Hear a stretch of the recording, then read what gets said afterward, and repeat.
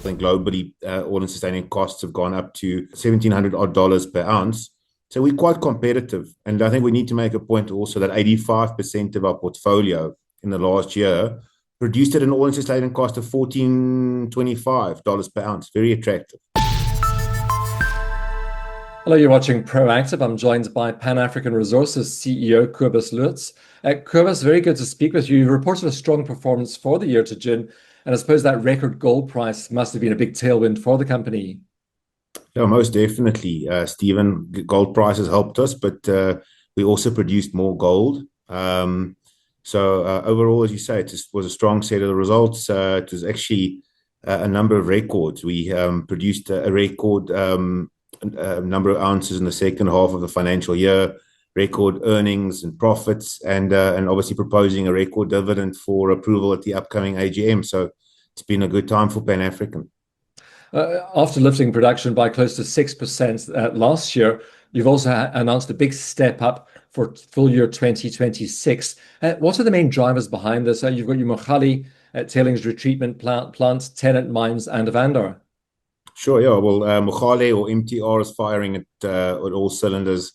We're actually expanding that plant, and as we've said, the expansion will be done towards January, February of next year. So that means Mogale goes up to 60,000 ounces. I think the guidance for the year ahead is about 54,000 ounces versus 30,000 in the year that's passed. So obviously that's a big boost, as is Tennant Mines.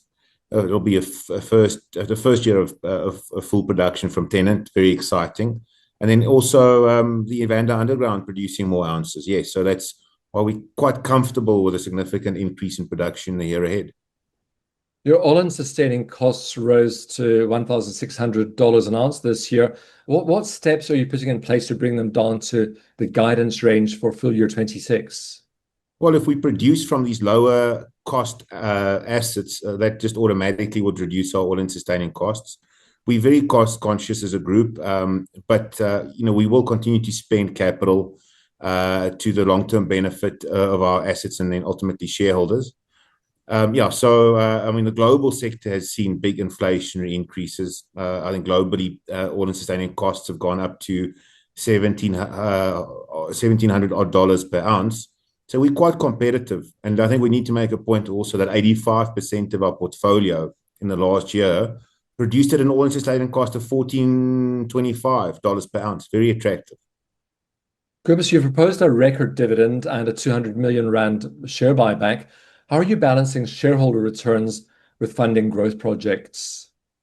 Well, Stephen, in a very fortunate position because of the gold price at this point. So despite the record dividend and continuing to spend quite a bit of capital, mostly in growth, we still expect to be ungeared or de-geared from a net perspective before the end of the 26th financial year. So that's a decent position for us to be in. And then obviously other point is in the last year, we had some hedges outstanding, and those were required to fund the construction of MTR. But from the 1st of July of this year, we completely unhedged and are able to benefit from the excellent gold price. Cobus, you've also announced plans to transfer your listing from AIM to the main markets of the London Stock Exchange. What's the rationale behind that? Well, the group has obviously grown quite materially from a production and profit perspective. AIM has been a very good market for us, and the UK has been a very good market for us.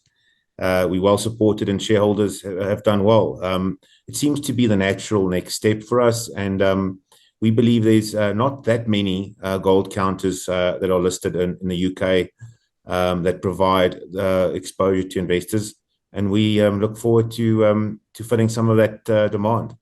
With gold at current record levels, how does this affect your margins, capital decisions, and your outlook for your 2026 year, Cobus? Well, we continue to be disciplined and focused on delivery. So nothing will change. The gold price is excellent. It's fantastic. But we're not planning for the sort of gold price. We actually require a much lower gold price to produce very attractive earnings and returns. But long may it last. Long may it last indeed. Cobus, I hope you'll continue to keep us updated with your progress. Thank you very much for speaking with us today. Thank you, Stephen. Pan-African Resources CEO Cobus Loots.